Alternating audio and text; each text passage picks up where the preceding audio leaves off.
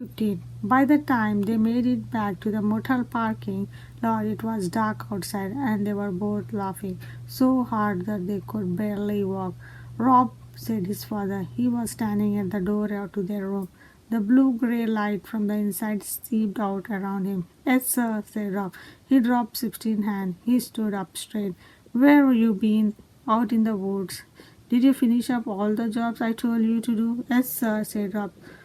Who, uh, uh, who you got with you? His father said, squinting into the darkness.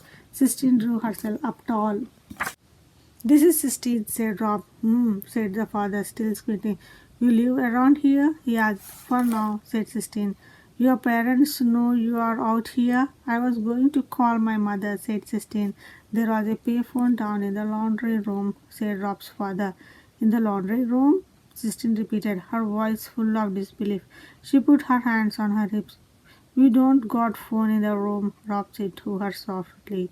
Good grief, said Sistine. Well, can I have some change at least? Rob's father searched into his pants pockets and pulled out a handful of coins. He balanced the money in the palm of his hand as if he was preparing to do a magic trick. And Rob stepped forward and took the coins from him and handed them to Sistine. You want me to go with you? He asked her. No, she said. I'll find it. Thank you very much. Rob, his father, said as Sistine marched away, swinging her arms. What the girl doing in your clothes? She had on a dress, Rob said. It was too pretty to wear out in the woods. Come, come on here, his father commanded. Let's get the medicine on your legs. Yes, sir, said Rob. He walked toward the room slowly. His happiness had evaporated. His leg itched, and the motel room he knew would be dark as a cave, lit only by the grey light of the TV.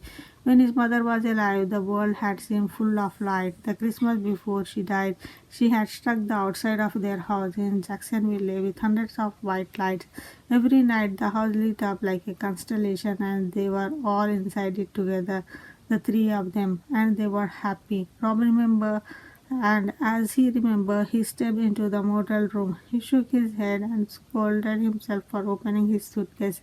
Just thinking about all the things that were gone now seemed to be the darkness darker.